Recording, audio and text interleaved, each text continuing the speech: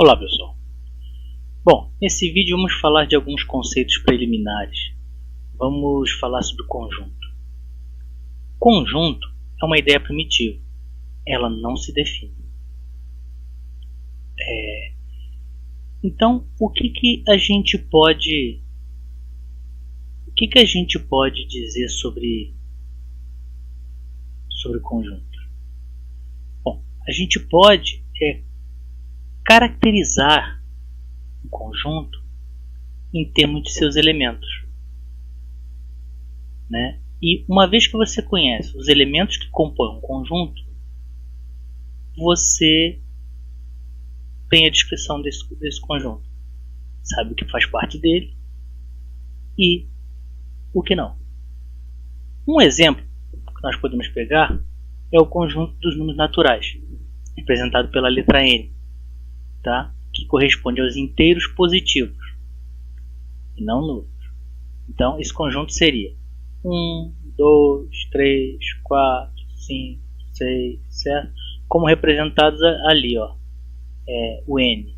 Conjuntos podem ser representados geralmente entre chaves, tá? E os três pontinhos ali estão dizendo que isso aí continua obedecendo a mesma regra. Ok? Um outro exemplo. Conjunto dos números inteiros, representados pela letra Z. Então significa que isso inclui naquele conjunto natural que a gente viu lá os inteiros negativos e o zero, certo? Tá aí, menos infinito até mais infinito.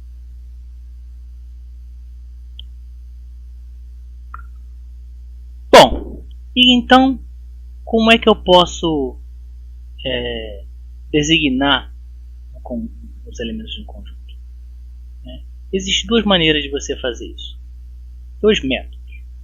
Um é o método chamado método tabular ou de numeração. E o outro é o método de designação de uma propriedade característica. Então, vamos falar rapidamente de cada um desses métodos, tá? E para ver a diferença deles. Ok? Vamos lá para o método de enumeração ou método tabular.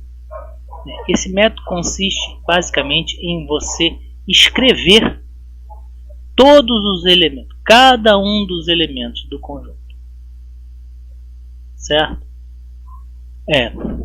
Exemplo, conjunto dos números pares positivos e menores que 12. Olha lá, 2, 4, 6, 8, 10. Bom, tá aí, Utilizamos o método tabular para descrever esse conjunto, tá? Poderia também representá-lo dessa forma aí, usando os três pontinhos, indicando que a regra continua.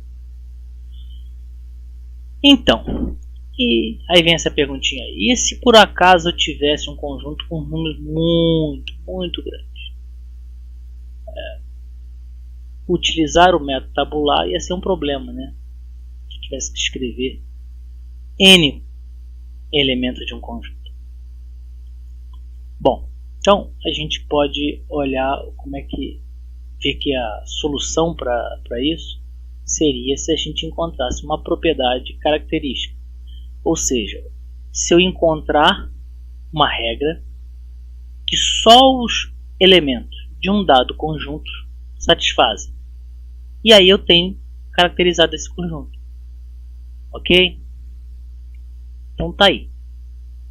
O método consiste em representar simbolicamente por meio de uma propriedade que é satisfeita por todos os elementos do conjunto, tá? E que não é satisfeita por qualquer elemento que esteja fora desse conjunto.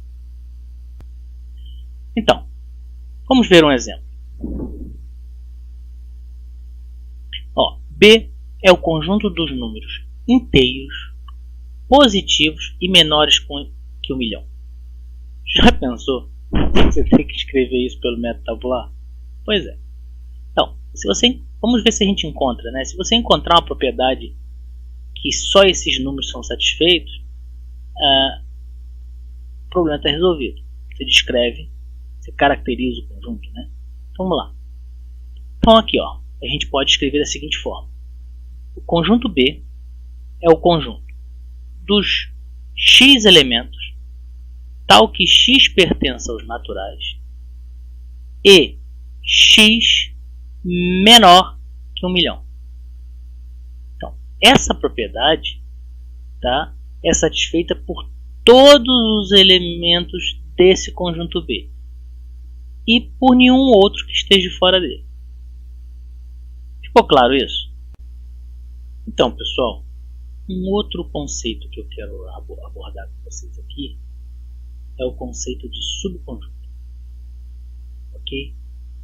Para que a gente possa falar do que vem a ser um subconjunto, vamos considerar dois conjuntos inicialmente, um conjunto A e um conjunto B. Dessa forma mostrada aqui. A é um conjunto com elementos 1, 2 e 3, e B é um conjunto com os elementos 1, 2, 3 e 4. Quando você olha para esses dois, a primeira coisa que você percebe é que cada um dos elementos de A também é elemento de B. Correto? Então, a gente diz, nesse caso, que A está contido em B, ou A é subconjunto de B. Ok? Com base nisso, nós podemos fazer a seguinte afirmativa. O conjunto dos números naturais está contido no conjunto dos números inteiros? Isso é verdadeiro ou falso, essa afirmativa? Para isso, vamos relembrar o que é o conjunto dos números inteiros. Nós acabamos de falar nele. É o conjunto dos números, dos naturais, perdão. É o conjunto dos números inteiros e positivos. 1, 2, 3, 4, 5, por aí vai. Enquanto que o conjunto Z, o conjunto dos inteiros, é o conjunto dos números inteiros negativos. Menos 7, menos 8, menos 7, menos 6, menos 5, menos 4, menos 3, menos 2, 1, 0, 1, 2, 3, e aí você tem os inteiros positivos. Então, o que a gente observa? A gente observa que o conjunto Z possui dentro dele o conjunto dos naturais. Podemos dizer, então, o conjunto natural está contido dentro do conjunto dos inteiros. Ou, se você preferir, o conjunto N é subconjunto de Z. Então, a afirmativa aí, ela é verdadeira. Ok? Bom, um outro tópico para a gente tratar é a relação entre dois conjuntos. Ou melhor, a relação entre os elementos de um dado conjunto A e um dado conjunto B. Né? Essa relação nada mais é do que uma correspondência de elementos A, de elementos do conjunto A, com elementos do conjunto B. Um exemplo. Então, olhando para o exemplo, né, repare que cada elemento do conjunto A está relacionado com um ou mais elementos do conjunto B. Então, se R é essa relação definida do conjunto A com B, a correspondência entre um dado elemento Azinho que pertença a A com um certo elemento Bzinho que pertence a B é denotada, é definida, né, pelo par ordenado Azinho Bzinho. Ok? Então, outro exemplo. Alguns elementos de A se relacionando com elementos de B. Isto também é um exemplo de relação. Vejamos esses casos aqui que eu estou chamando de casos particulares, tá? E estou chamando de casos particulares e coloquei eles juntos porque eles têm uma característica semelhante entre eles. Vamos olhar aqui.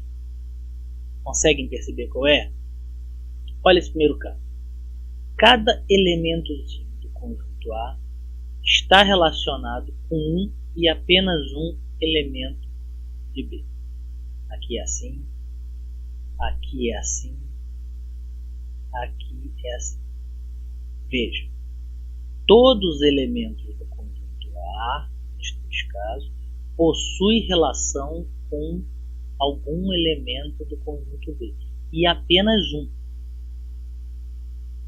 Esses casos particulares, quando esta propriedade ocorre, a gente diz que essa relação recebe o nome de função, certo? Né? E é assunto do primeiro capítulo desse nosso curso de cálculo diferencial integral. A gente pode colocar aqui a definição formal, mas vamos voltar a falar dela no capítulo 1. Né? E tá aqui, ó.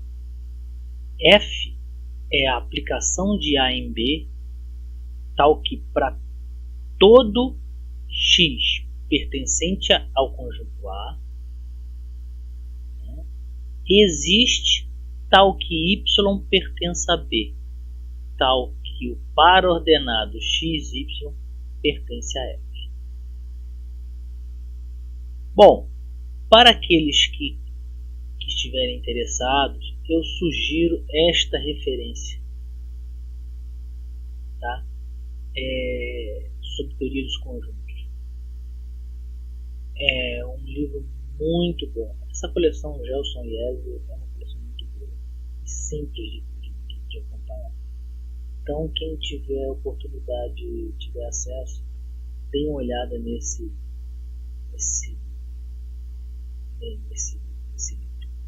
Ok? Muito obrigado e até a próxima.